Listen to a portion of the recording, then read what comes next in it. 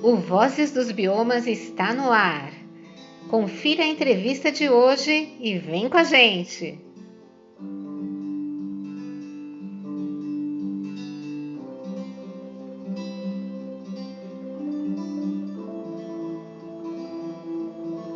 A pauta deste episódio é sobre a Mata Atlântica.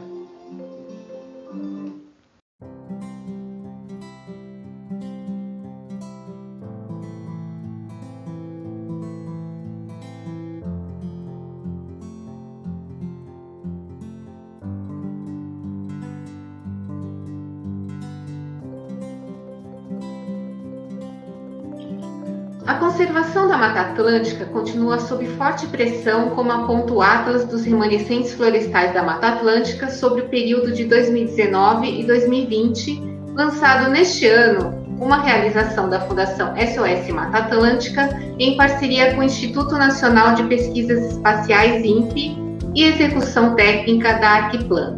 Segundo o relatório, o total de remanescentes florestais e de áreas naturais é atualmente na ordem de 15,2%. A maior parte do desflorestamento nesta fase foi liderada pelos estados de Minas Gerais, Bahia, Paraná, Santa Catarina e Mato Grosso do Sul, e na análise geral, 10 estados tiveram aumento desse desflorestamento. O que este levantamento apura?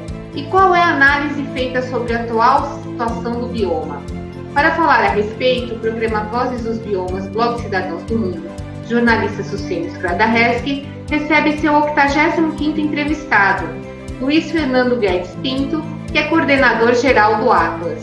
O pesquisador é engenheiro agrônomo, mestre em engenharia ambiental e doutorado em fitotecnia, todos pela Universidade de São Paulo, e é atual diretor de conhecimento da Fundação SOS Mata Atlântica.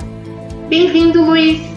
E a primeira pergunta que eu te dirijo é se você pode explicar qual é a metodologia de monitoramento utilizada no Atlas dos Remanescentes Florestais da Mata Atlântica. Olá, tudo bom? Obrigado pela oportunidade da gente conversar e estar aqui. Bom, o Atlas, como você disse, é uma colaboração da SOS Mata Atlântica e do INPE, que existe desde 1989. Essa é a 16ª edição. A sua metodologia é aprimorada ao longo do tempo, mas a gente já está com uma metodologia estável aí desde 2010, pelo menos. O trabalho é feito primeiro através de interpretação de imagens de satélite, Landsat, que são satélites da NASA, que estão aí cobrindo a superfície da Terra, né, em diferentes versões, e foi construído, na sua primeira versão, um mapa com os fragmentos florestais da Mata Atlântica que tinham acima de 3 hectares e que estavam num bom estado de conservação. Esse foi um trabalho manual, né? Isso começou lá antes de toda essa sofisticação e tecnologia que a gente tem hoje, que é feito automatizado, e a partir desse mapa foi, então, mapeado, localizados os principais fragmentos da Mata Atlântica, de florestas da Mata Atlântica e também de outras formações naturais. E o que acontece é que a cada ano, a nova edição do Atlas identifica desmatamentos, né, cortes de floresta e outras formas de vegetação natural e compara com o mapa base. Né? Ali tinha floresta e sumiu floresta. Essa análise é feita através da interpretação visual de tela de computador bastante detalhada, sempre com fragmentos acima de 3 hectares, e a gente também só detecta desmatamentos acima de 3 hectares. Essa é uma ressalva técnica bastante importante. Então, a gente faz uma análise muito rigorosa e também conservadora, porque a gente não observa fragmentos menores que 3 hectares, que podem ser desmatados, e também não observa desmatamentos menores do que 3 hectares, sejam nesses pequenos fragmentos ou em fragmentos maiores. Então, esse é o trabalho que a equipe da Arquiplan faz, de todo ano voltar ao mapa base e ver o que desapareceu de vegetação e registrar isso num novo mapa. Luiz, eu gostaria que você explicasse, 3 hectares seria igual a qual modelo, assim, algo para exemplificar, né? E também que você pudesse explicar para a gente o que é mata primária, mata secundária, né? Que é analisada também dentro do Atlas, para as pessoas poderem compreender, né? A dimensão, né? De restauração também, né? ecológica que está por trás de tudo isso, né? Bom, o clássico é comparar o hectare com o campo de futebol, né? Não é exatamente isso. Um hectare é um quadrado de 100 metros por 100 metros, né? Que é um pouco maior do que um campo de futebol, mas para as pessoas terem uma facilidade mais de entender isso, cada hectare é um campo de futebol, então a gente enxerga fragmentos aí de florestas que são 3 campos de futebol juntos, né? E a gente enxerga, então, desmatamentos no mínimo desse tamanho, né? Só para a gente entender, quando some 3 campos de futebol de uma vez, o Atlas detecta esse desmatamento, né? E principalmente nessas florestas mais maduras, né? Tem esse conceito de floresta primária, floresta secundária. A floresta primária, teoricamente, é aquela mais madura. Na ecologia, lá atrás, imaginava-se que ela nunca teria sido cortada ou teria sido passado por algum distúrbio. Hoje a gente sabe que toda a floresta do mundo passou por algum distúrbio ao longo da sua história. Mas as florestas primárias são essas muito mais maduras, com as maiores árvores, com as árvores mais raras, que oferecem mais habitat para a fauna. E as florestas secundárias são as florestas que estão em recuperação, né? Uma floresta primária pode ser cortada ou derrubada intencionalmente ou por alguma outra força da natureza, e ela rebrota. E daí, quando ela rebrota, que é essa floresta secundária, que também hoje é classificada em diferentes estágios de regeneração, né? Existem as florestas secundárias ainda no começo de regeneração e existem aquelas no estado mais avançado. Bom, isso já mostra que o ser humano, né, está fazendo as suas intervenções aí na floresta, né? Então, esse é o principal elemento aí que a gente está vendo. E a maioria das pessoas desconhece a riqueza da Mata Atlântica, né, com áreas florestais e não florestais, como você estava explicando logo no início, que é composta por áreas de várzea, restingas, dunas, mangues, apicum, né, áreas de campos naturais de altitude, entre outros, né? Eu gostaria que você pudesse ilustrar para a gente essas diferenças da Mata Atlântica, que às vezes as pessoas pensam só na árvore, né, como um símbolo, mas a Mata Atlântica é muito mais, né, o bioma é muito mais que tudo isso, né? O bioma Mata Atlântica é um conjunto de ecossistemas, né? É uma diversidade de ecossistemas que acontecem numa mesma região. Essa definição de bioma é uma região, né, geográfica grande, numa escala bastante regional, né? No Brasil nós temos 6 biomas: Mata Atlântica, Amazônia, Cerrado, Caatinga, Pantanal e Pampa, para a gente entender a escala, né? Então, o bioma é uma região geográfica que tem mais ou menos o mesmo clima, o mesmo relevo e que passou pela mesma história. E essa história é que levou esse bioma a ter esses diversos ecossistemas diferentes. E na Mata Atlântica, a gente está mais associado a essa floresta atlântica do Oceano Atlântico, que está no litoral brasileiro, mas a gente tem vários tipos de floresta, florestas mais úmidas, a gente tem florestas que perdem as folhas nas regiões mais secas, tem florestas de brejos, e além disso a gente tem outros ecossistemas associados, nas regiões mais altas, da Serra da Mantiqueira, por exemplo, Itatiaia, algumas regiões de Campos do Jordão, existem campos naturais. No litoral, a gente tem as restingas, tem os mangues, tem os apicuns, que são formações que têm uma influência muito grande do mar, né? Então, isso é muito ligado à influência que o clima e outras características da natureza têm que determinam aquela vegetação. E todas elas são muito importantes, né? Cada uma tem a sua biodiversidade, cumpre uma função ecológica e faz um serviço ecossistêmico diferente. Por isso que a gente tem que olhar todas essas formações e não somente a floresta clássica que a gente está acostumado lá com as grandes árvores. E Luiz, agora a gente vai chegar ao elemento principal aqui da nossa entrevista, né? Quais são os resultados, né, principais que o Atlas nos mostra, né? E se você puder pontuar algumas diferenciações com edições passadas, que dá para ser uma prioridade para vocês em termos de alerta também. Ótimo. Bom, essa edição do Atlas identificou infelizmente, 13.053 hectares desmatados, isso de florestas, não são dos outros, é só das florestas da Mata Atlântica. Isso equivale mais ou menos a gente perder 1,5 hectare por hora, né? Mais de 36 hectares por dia de Mata Atlântica, que é muita coisa. Ele é um dado menor do que no ano passado. Houve uma diminuição do desmatamento quando a gente vê o Brasil como um todo. Foi um dado 9% menor. E na série anterior, foi um pouco mais de 14 mil hectares. Mas é um dado maior do que há 2 anos atrás, quando a gente teve o menor desmatamento da história da Mata Atlântica detectado pelo Atlas. Em 2018-19, a gente chegou por volta de 11 mil hectares. E esse número desse ano é 14% maior do que aquele. Tudo isso para dizer que, embora tenha tido uma redução, a gente ainda está num certo grau de estabilidade do desmatamento num patamar alto. Né? Ainda não dá para comemorar que essa redução de 9% a gente possa garantir que seja uma tendência de baixa. Mas teve outros destaques preocupantes, porque em 10 estados houve aumento do desmatamento. Né? Embora no Brasil inteiro, com o agregado, tenha havido uma redução, porque algumas reduções, alguns estados e regiões que têm grandes desmatamentos, houve algumas pequenas reduções, muitos estados houve um aumento, né?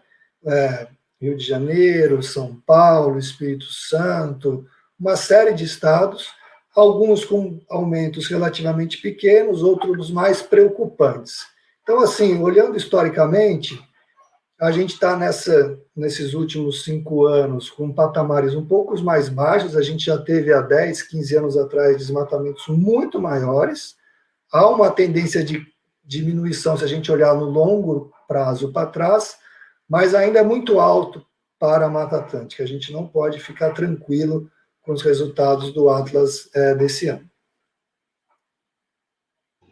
Com relação assim aos estados que mais desmataram, né, eu gostaria que você pudesse também fazer uma análise, né, sobre cada um e quais são as perspectivas também de cenários, né, com esse quadro que vocês viram. Sim, bom, esses campeões do desmatamento, né, são 5 estados que concentram 91% do desmatamento da Mata Atlântica. Ele está bastante concentrado em alguns estados e em regiões específicas dentro desses estados. Isso quer dizer que a gente sabe onde conhece essas regiões historicamente e por isso a gente pode controlar essa situação, né? Esse é um recado importante, não tem nenhum segredo, a gente está monitorando isso há muito tempo e já conhece essas geografias. Esses 5 estados, Minas Gerais, Bahia, Paraná, Santa Catarina, Mato Grosso do Sul, o principal vetor é a expansão agropecuária.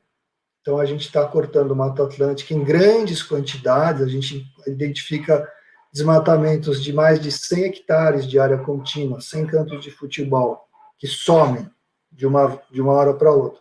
150 hectares, maiores de 50 hectares nesses estados, e para vira pasto, vira agricultura, e esses é onde está os grandes aí vetores. É importante também a gente destacar que o resto está pulverizado, e daí essa pulverização do desmatamento está ocorrendo, do restante, está ocorrendo muito em função da expansão das cidades, da expansão urbana e especulação imobiliária, e também uma questão do turismo no litoral. Então, por um lado, a gente tem esses 5 estados com grandes desmatamentos, sim, por questão da agricultura, e nos outros estados, de maneira geral, muitos pequenos desmatamentos, de 3 hectares, de 5 hectares, de 10 hectares, da floresta que vai virar um condomínio, vai virar um loteamento, vai virar uma infraestrutura urbana, uma estrada, e esse tudo se soma nesse conjunto do desmatamento da Mata Atlântica como um todo. Mas isso tudo hoje a gente tem tecnologia para detectar, para poder fiscalizar e até evitar que aconteçam. Depois a gente pode falar um pouco mais sobre o quanto que isso é autorizado, o quanto que isso é legal, ilegal, enfim, a gente pode tentar atacar um pouco como resolver essa situação. Bom, você já até deu a introdução aí para a pergunta, né? É questão da legalidade e ilegalidade, né? E a gente tem um pano de fundo que é a lei da Mata Atlântica também, né? E fora todas as outras legislações, desde do campo municipal ao federal. Eu gostaria que você pudesse falar quanto desse percentual é ilegal, né? Dentro, né, desse conjunto. E como, assim, os entes, os atores, né? Município, Estado, enfim, a sociedade civil, como é que eles podem trabalhar, né, para reverter essa situação? Bom, primeiro vamos entender a lei da Mata Atlântica que você falou, né? A Mata Atlântica ela é reconhecida como um patrimônio nacional pela Constituição brasileira e é o único bioma que tem uma lei específica que trata da sua conservação, do seu uso, e ela é uma lei bastante rigorosa. Então, os desmatamentos na Mata Atlântica deveriam ocorrer de maneira excepcional, né? Quando tiver uma utilidade pública, uma finalidade social. Isso se justifica, ela é diferente dos outros biomas brasileiros, que o Código Florestal, que também vale na Mata Atlântica, permite desmatamentos. Fica uma porcentagem, tem que ficar na Mata Atlântica, isso não pode acontecer, a não ser em situações especiais. Então, todo desmatamento na Mata Atlântica e no Brasil inteiro, ele tem que ser autorizado por um órgão ambiental municipal, estadual ou federal. Desmatamentos né, em geral, órgãos estaduais ou federais. Os municípios não podem autorizar desmatamentos da Mata Atlântica. Isso é super importante a gente. Então, tudo tem que ser autorizado. O Atlas, ele não detecta se aquele desmatamento foi legal ou ilegal. A gente detecta que a floresta sumiu. Nós enviamos esses dados para as autoridades de todos os estados da Mata Atlântica, com cada desmatamento que a gente localizou, para que as autoridades apurem se aqueles desmatamentos foram autorizados por elas, se não foram, tomem as devidas medidas para punir. Todo desmatamento na Mata Atlântica ele deve gerar uma compensação, o que foi perdido tem que ser plantado, se ele foi autorizado, né? Então, tem uma série de regras para tomar cuidado disso.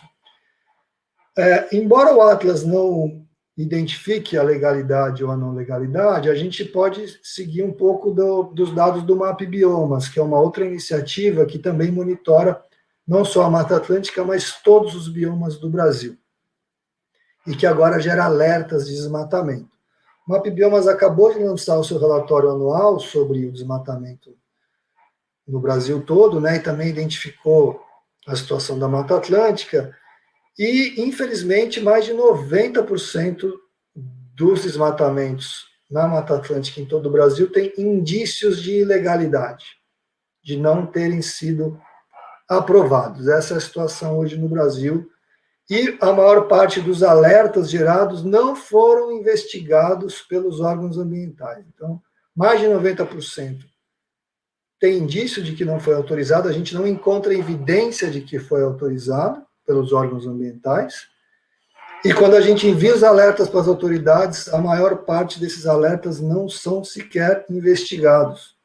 Uma pequena parte somente é investigada, punida, e são dadas devidas consequências para esse desmatamento. Então, a situação é muito preocupante do ponto de vista da gestão ambiental, do controle dessa situação e do Estado cumprir o seu papel de regular o uso e a proteção das florestas e garantir a recuperação do que foi desmatado, que é uma outra conversa interessante também. Bom, Luiz, pelo que você está falando, então, os atores institucionais, né, estão deixando a desejar no campo da sua própria atuação, né? Porque a gente está com 15,2%, né, de remanescentes, né, segundo o Atlas, e a gente pode até falar da questão, né, antes de a gente falar da regeneração, né, do hotspot, né? Porque a gente se explicar um pouco, né, essa configuração de hotspot, né, quais outros locais também estão nesse mesmo patamar que a Mata Atlântica, né? E o que a gente perde, né? Porque às vezes as pessoas falam, desmatou tudo bem, né? Mas a gente está bem aqui na cidade, né? Não está acontecendo nada. Será que é verdade, né? Como é que são as relações, né? Com esse desmatamento? O que acontece na ponta, né? A gente aqui nos centros urbanos também. A gente não está muito bem na cidade, não, viu? Está começando a faltar coisa que vem lá da floresta na cidade. Mas primeiro sobre o hotspot, né? Uma área quente, né? O inglês é hotspot, é uma área quente. Houve um estudo aí amplo, né, no final dos anos 90, que estudou a situação da conservação da biodiversidade no mundo. E criou esse conceito de hotspot, que são as áreas prioritárias para a conservação da biodiversidade no mundo. O que caracteriza um hotspot? Uma área de altíssima biodiversidade, tem muitas espécies de plantas, de animais. Na Mata Atlântica são mais de 20 mil espécies catalogadas, né? Milhares de espécies de árvores e de animais, de fungos, de bactérias, de aves. A gente ainda está descobrindo novas espécies toda hora, são descobertas novas espécies na Mata Atlântica brasileira. Então, primeiro, tem uma alta diversidade, um grande número de espécies diferentes. A segunda coisa, tem um alto grau de endemismo. Endemismo é aquelas espécies que só acontecem naquela região. O mico-leão da cara preta acontece só numa região. O mico-leão dourado numa outra região de São Paulo. Os muriquis, que é um outro macaco, em algumas regiões. Aquela orquídea que só tem naquela floresta. Então, são espécies que não tem em outro lugar, são endêmicas. E, por último, o último critério de ser um hotspot é estar altamente ameaçado. Ter muitas espécies ameaçadas de extinção, acabar. Aquele macaco nunca mais existir, sumir aquela espécie.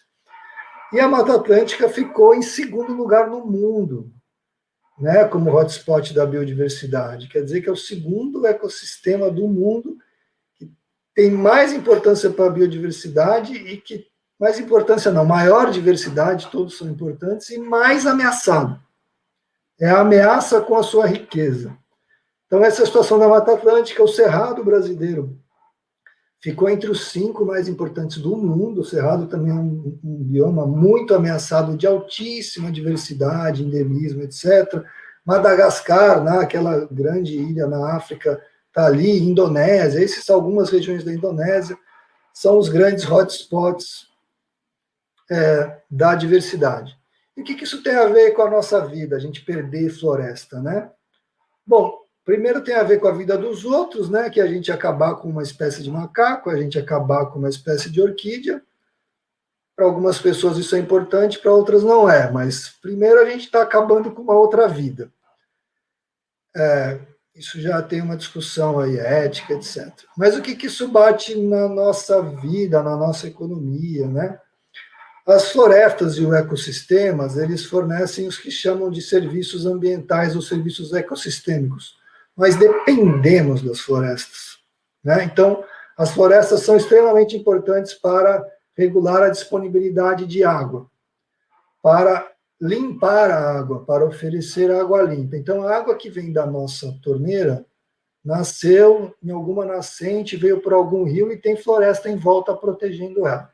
Quando a gente corta a floresta, a gente corta a proteção da água.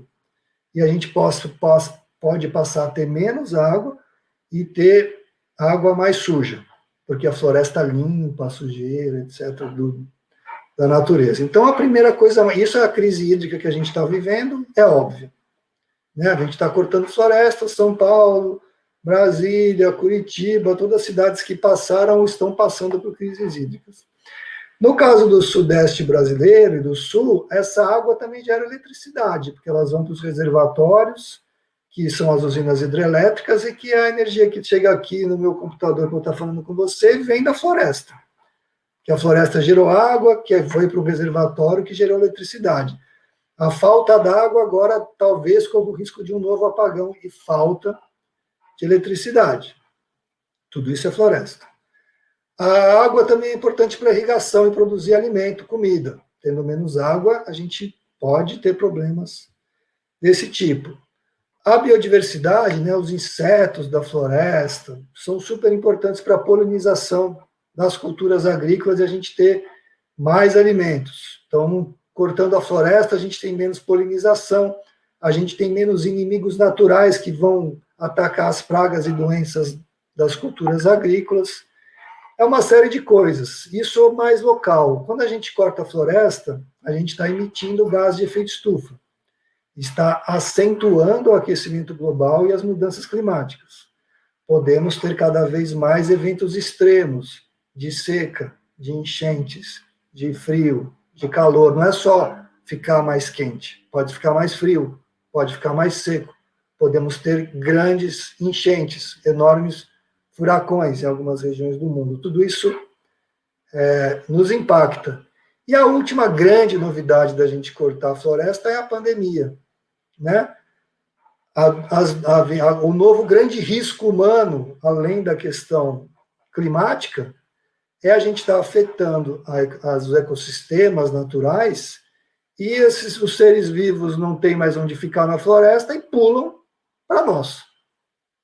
Né? E daí febre amarela, zika, malária, leishmaniose, covid, são todas vírus ou outras questões, seres vivos que saíram da natureza desequilibrada e por um desequilíbrio passaram a contaminar os humanos. Enfim, é um monte de coisa. Só que a gente aqui em casa, em volta das paredes e tal, tem uma dificuldade de perceber que afeta a nossa vida muito diretamente, outras coisas afetam o mundo como um todo. É sempre bom a gente lembrar isso, né, para nós mesmos, né, porque é aquela coisa da relação de causa e efeito, né, que às vezes não se percebe, né. E agora a gente tem o meio copo cheio, né, porque existem, enfim, entidades, pessoas físicas, né, também institucionais, que fazem um trabalho de recuperação, né, da Mata Atlântica, esses 15,2%.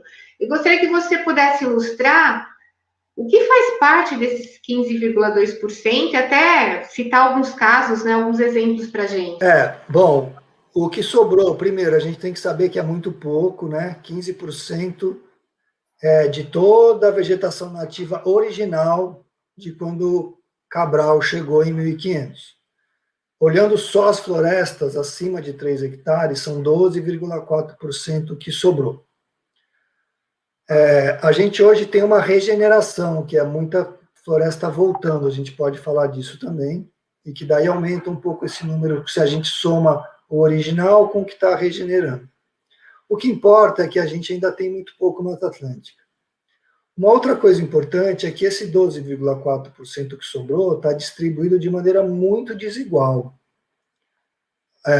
No país, dentro dos estados, dentro das cidades. Então, a maior parte das florestas e dos ecossistemas que sobraram da Mata Atlântica ainda estão no litoral. Então, litoral sul de São Paulo, norte do Paraná, algumas regiões do Rio de Janeiro, litoral da Bahia, Parque Nacional do Iguaçu, né, no Paraná. Mas a gente tem grandes vazios de Mata Atlântica onde deveria ter floresta. A gente tem aí regiões inteiras que sobrou 5%, 1% da floresta original, né? Então, esse primeiro é um ponto de atenção. O que está protegido é muito pouco. Do que sobrou, é 10% que está protegido na forma de parques, etc. Então, a primeira coisa é que a gente tem que diminuir o desmatamento e chegar próximo do desmatamento zero para parar de cortar, de perder floresta. E aí a gente tem que fomentar a sua recuperação. Isso está acontecendo, né?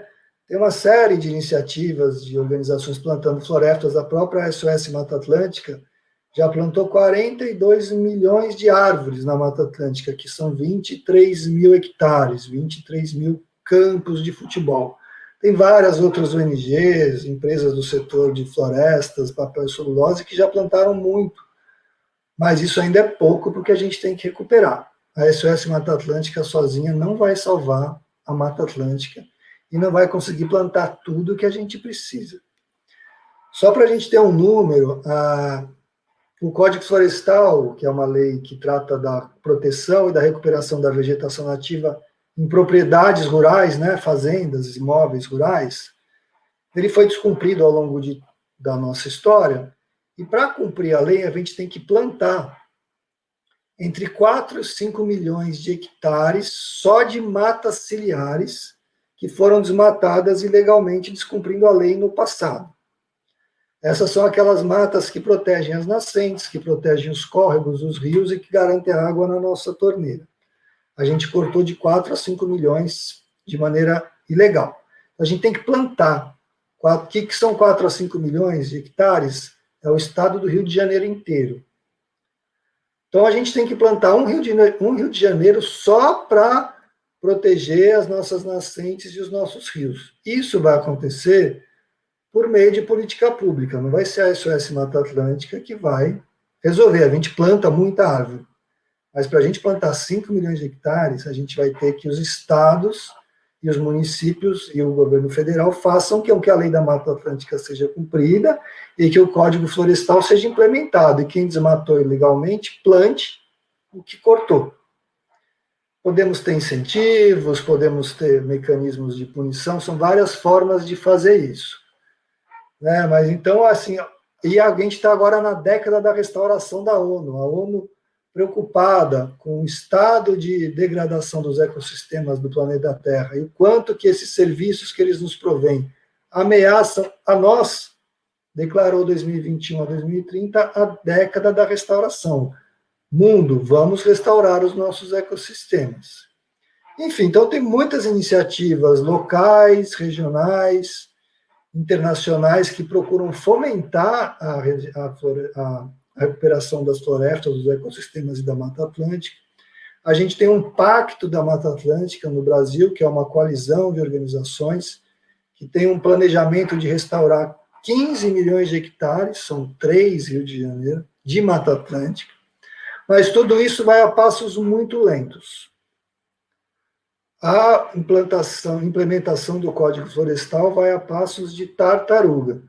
A gente ainda está na fase de criar as regras de uma lei publicada em 2012.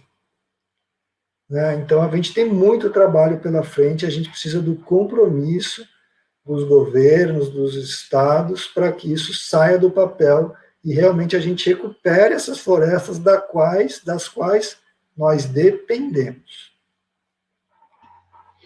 E, Luiz, em termos assim de participação, né, quais são os entes, né, de repente, um caso exitoso que você possa contar, além do SOS, né, que é feito, que às vezes parece pouco, mas é muito, né, que as pessoas possam ter isso como estímulo também. Olha, a gente tem o Conservador da Mantiqueira, que é uma iniciativa de muitas organizações na Serra da Mantiqueira, que pega Minas, São Paulo, Rio de Janeiro, e um coletivo de organizações e empresas dando as mãos para restaurar a Mata Atlântica da Mantiqueira, também aí seguindo iniciativas de governos, o governo do Estado do Espírito Santo procura ter uma iniciativa robusta de recuperação da vegetação nativa. Acho que é muito interessante a experiência do IP, o Instituto de Pesquisas Ecológicas no Pontal do Paranapanema, que junto lá com o Sem Terra, com os fazendeiros, criou um mapa dos sonhos. Mapeou o que a gente tem que recuperar de Mata Atlântica para poder conectar o Morro do Diabo e todos os fragmentos florestais que tem lá, e está plantando muita árvore. A gente tem muita coisa para nos inspirar, né, para mostrar que é possível.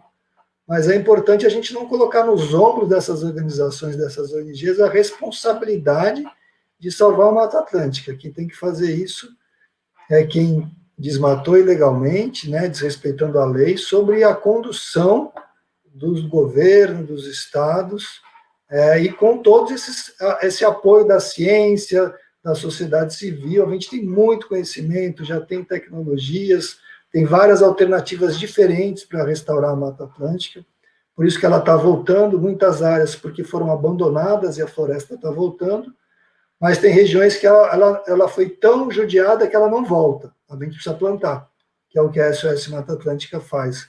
A gente planta florestas em regiões em que a floresta já foi cortada há muitas décadas, aquele solo foi cultivado, já passou herbicida, agrotóxico, arado, não sobrou nada, daí a gente vai lá e planta.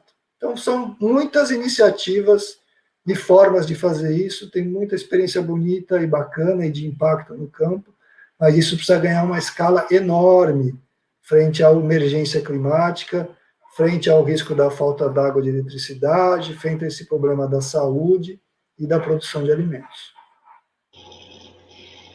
Com relação aos estados, né, que esses 10 estados que aumentaram, né, o desmatamento, se você pudesse citar alguns exemplos, né, do que vocês perceberam, assim, e que serve também de alerta, né, para que a política pública seja melhor exercida e também o monitoramento social, né, sobre essas questões, né?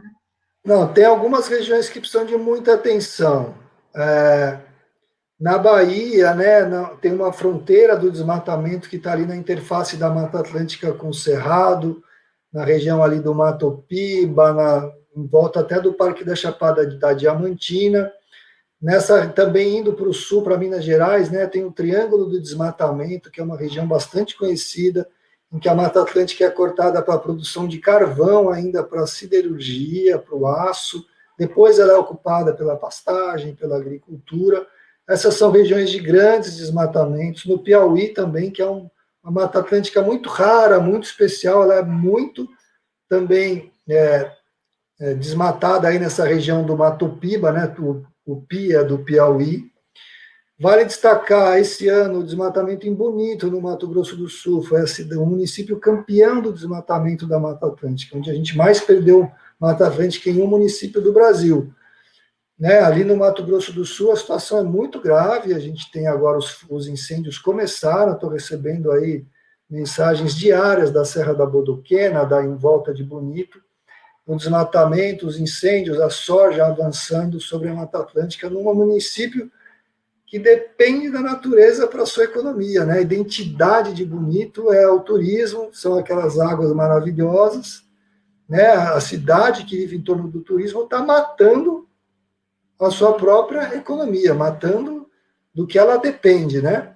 E também a gente ainda arranca os cabelos com a situação do centro de Santa Catarina e do Paraná, né? Regiões aí super modernas, avançadas, onde a gente tem pressão sobre mata de araucária, que sobrou 1% do que tinha, uma floresta, é uma formação florestal da Mata Atlântica, raríssima, lindíssima, muito especial, tem um estoque de carbono enorme, em que ainda há enorme pressão para ser derrubada para a agricultura no Paraná, em Santa Catarina, aí, regiões que a gente já conhece muito bem, todo mundo está lá vendo e que precisam de muita atenção.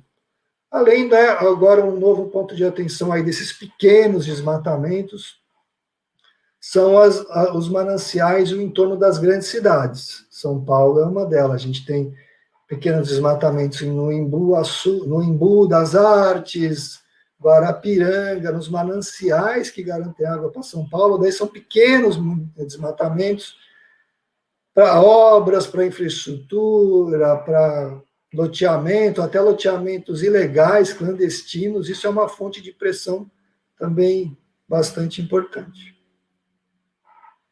Bom, a gente vê o quanto é importante o planejamento urbano, né? E quantas cidades crescem desordenadamente, né? Historicamente falando, né? Há décadas, isso é bem difícil mesmo. A gente vê, como você comentou, né? Essa questão a probabilidade também de racionamento, né? Bater a nossa porta novamente, né? A estiagem chegando, né? De uma forma meio gritante, né? E a gente lidando com isso há tanto tempo e repetindo, né, os erros. Vale a pena ver o Paraná, né? Curitiba, porque São Paulo a gente talvez volte o racionamento. Em Curitiba o racionamento já acontece há mais de um ano e tende a continuar. Lá em Curitiba e lá no outro extremo do estado a gente tem as cataratas do Iguaçu com os fios d'água, coisa que raríssimo, né? Que fazia muito tempo que não se via. Então, aquela coisa maravilhosa, pouquíssima água.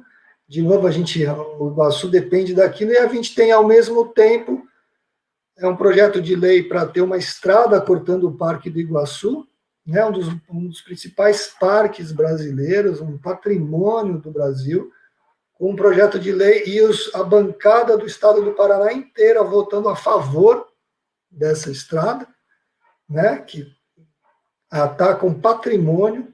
Em Santa Catarina, a gente tem um projeto de lei também que quer reduzir o Parque Nacional de São Joaquim, que é outro patrimônio do estado de Santa Catarina, né, uma região super consolidada, e o pessoal quer diminuir o parque para poder derrubar floresta. Então, mesmo nas áreas aí mais modernas ou desenvolvidas, né, a gente ainda tem a Mata Atlântica sofrendo ataques. Isso, infelizmente, no atual contexto político institucional brasileiro, está se acentuando.